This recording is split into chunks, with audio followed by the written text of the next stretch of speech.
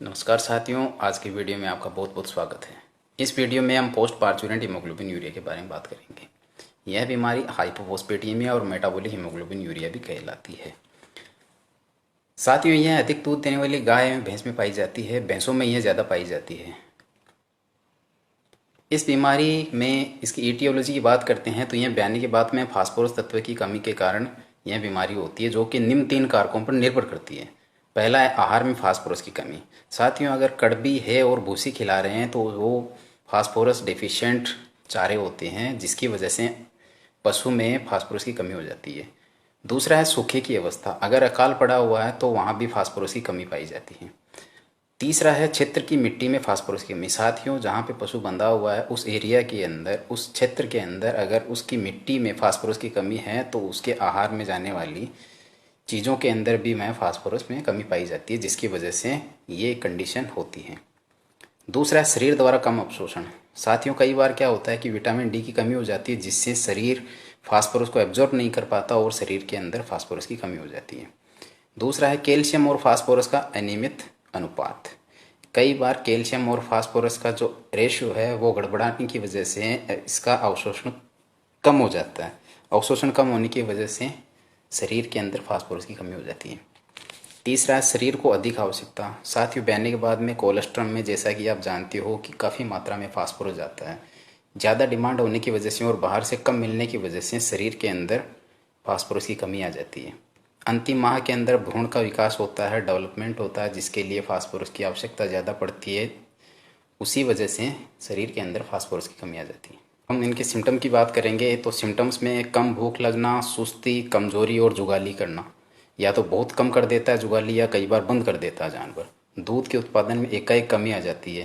तापमान कभी कभी कम या ज़्यादा हो जाता है, वैसे नॉर्मल रूप से वह नॉर्मल ही रहता है।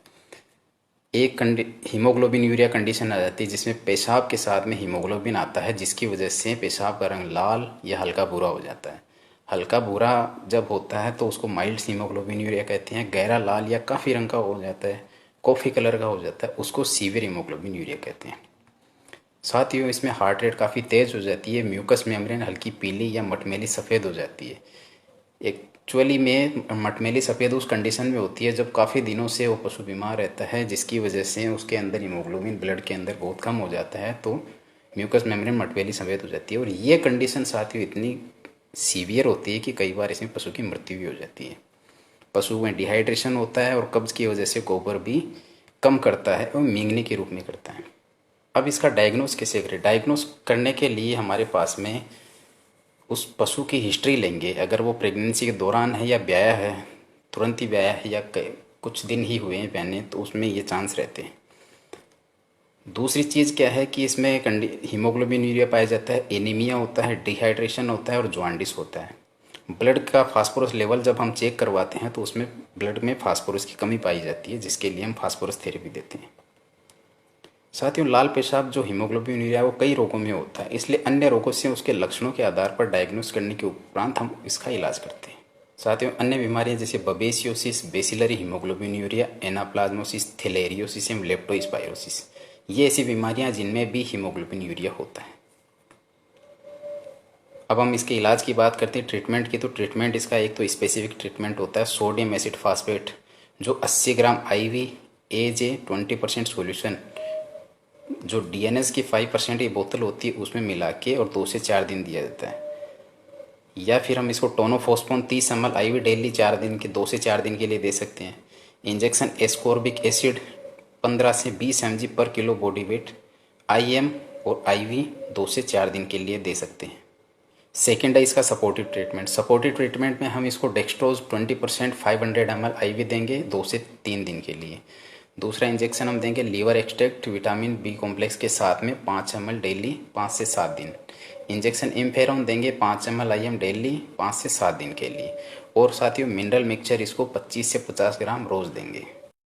हाइपोमैग्नीशियमिक टिटेनी, इसको मैग्नीशियम डेफिशिएंसी या ग्रास टिटेनी या लैक्टेशन टिटेनी या वाइट पॉस्चर पॉइजनिंग भी कहते हैं। इसमें ब्लड में मैग्नीशियम की कमी हो जाती है, जिससे पशु अधिक संवेदनशील हाइपरस्थेटिक हो जाता है।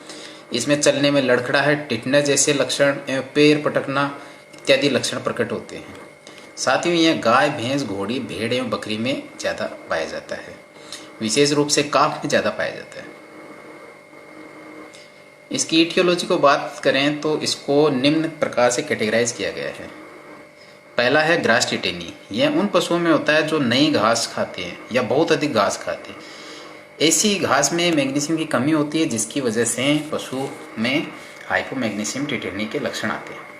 दूसरा है लैक्टेशन टिटेनी। यह प्राय घोड़ियों में होता है, परंतु कभी कभी गाय में भी हो सकता है। इसमें भी वही अधिक हरी घास खाने और जो ज़्यादा दूध देती है उनमें दूध के अंदर दूध के साथ में मैग्नीशियम जाने की वजह से मैग्नीशियम की शरीर में कमी हो जाती है। तीसरा है विंटर टिटेनी। साथियों सर्दी में चरगाह कम विकसित होते हैं, घास भी इतनी अधिक अच्छी विकसित नहीं होती, जिसकी वजह से उसमें मैग्नीशियम की कमी होती है।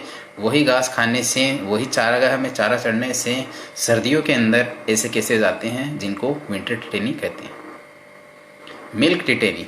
साथियों जो बछड़े केवल माँ का दूध ही पीते हैं उनके अंदर ये बीमारी विशेष रूप से पाई जाती है, क्योंकि दूध में कम मैग्नीशियम होने की वजह से वह बछड़ों के अंदर भी ये बीमारी आती है। अब इसकी पैथोजेनेसिस की बात करते हैं तो साथियों शरीर में कैल्शियम और मैग्नीशियम का अनुपात असामान्य हो जाने की वजह से एंजाइम एसिटाइल कोलिनेस्टरेज जो ACH होता है, एक्चुअली ये एंजाइम जो है वो बनना स्टार्ट होता है, बन जाता है, ज़्यादा बनता है, जिससे पशु के अंदर ऐंठन, टिटनेस जैसे लक्षण और हाइपर सेंसिटिविटी के केसेस आपको देखने को मिलते हैं। अब इसके सिम्टम्स की बात करते हैं। इस बीमारी में सिम्टम्स में पशु बार बार पैर हिलाता है, कान हिलाता है, सिर घुमाता है। ऐसे लगता है जैसे टिटनेस हो गया और रेबीज कंडीशन लग रही हो। अति संवेदनशील हो जाता है, बार बार पेशाब में गोबर करता है। पल्स रेट 200 से 250 प्रति मिनट हो जाती है। यह अधिक उम्र के बछड़ों में ज़्यादा गंभीर होता है। कई बार तो तुरंत 1 से 2 दिन के अंदर मृत्यु भी हो जाती है। साथियों अब डायग्नोसिस की बात करते हैं तो डायग्नोसिस में क्या है कि इसमें इस कंडीशन में चलने में लड़खड़ाहट, टिटनेस या पागलपन जैसे लक्षण इसमें मुख्य रूप से पाए जाते हैं। लेकिन कुछ बीमारियां ऐसी है जिनसे यह रोग भ्रमित किया कर सकता है, जैसे रेबीज है, टिटनेस है, पॉलीएन्सेफेलोमैलेशिया है। लेकिन साथियों हमें ध्यान रखना होगा कि रेबीज के अंदर कुछ अलग कंडीशन होती है। रेबीज में टिटनेस जैसे लक्षण नहीं आते। इस प्रकार से हम रेबीज को इस बीमारी से अलग कर सकते हैं। टिटनेस में विग्रस कंडीशन होती है, टिम्पेनी होती है, आफरा होता है। इसमें आफरा नहीं होता, तो इस हिसाब से हम टिटनेस को भी इसको पॉइंट आउट कर सकते हैं। पॉलीएन्सेफेलोमैलेशिया होता है, इसके अंदर ज़्यादा न्यूरोलॉजिकल सिम्टम्स आते हैं और विटामिन B1 देते ही जानवर रिकवर कर जाता है।